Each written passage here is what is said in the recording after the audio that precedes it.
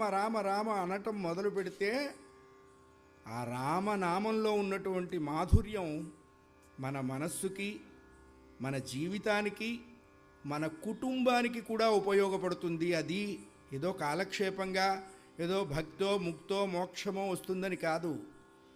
Characterisation అంటామే, వ్యక్తిత్వ వికాసం ఎలా కలుగుతుంది అంటే రామాయణం వింటే కలుగుతుంది.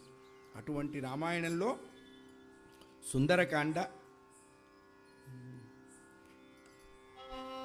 హనుమత్ సందేశమెంతో ఆలింప ప్రమదమిచ్చు, హనుమత్ సందేశమెంతో ఆలింప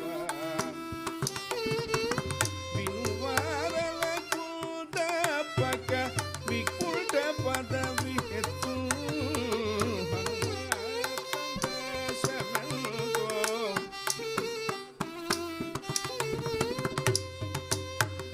రామాయణ కథా సుధా రసముగ్రోలు చున్న చెవులు, రామాయణ కథా సుధా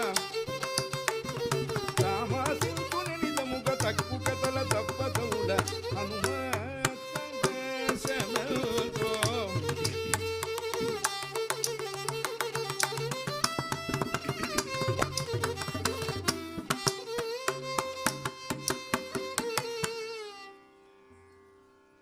పదమూడు సంవత్సరాలు శ్రీరామ వనవాసం పూర్తయిపోయింది. ఇంకా ఒక్క సంవత్సరం దాటిపోతే రామచంద్రమూర్తి మళ్ళా అయోధ్యకు వస్తారు. ఆ ఒక్క సంవత్సర కాలంలో సీతమ్మను రాముడికి దూరం చేశాడు రావణాసురుడు. సీతా వియోగంతో, సీతమ్మవారు దూరం అయిపోయినటువంటి మహాదుఃఖంతో రామచంద్రమూర్తి చాలా దుఃఖిస్తూ, విలపిస్తూ, పలవరిస్తూ, కలవరిస్తూ సీతా సీతా సీతా సీతా సీతా సీతా సీతా అంటూ అరణ్యమంతా జల్లెడ పడుతున్నాడు. అట్టి సమయంలో మహాభక్తురాలైనటువంటి శబరి రామచంద్రమూర్తిని పూజించి రాముడికి ఒక ఉపదేశం చేసింది. రామా, ఇక్కడికి దగ్గరలో ఋష్యమూక పర్వత ప్రాంతంలో సూర్యకుమారుడైనటువంటి సుగ్రీవుడున్నాడు. అతడితో నీవు స్నేహం చెయ్యి. నీవు సుగ్రీవుడితో స్నేహం చేయటం చేత సుగ్రీవుడు ఉద్ధరింపబడతాడు, నీ దుఃఖము ఉపశమింపబడుతుంది అని చెప్పింది శబరి.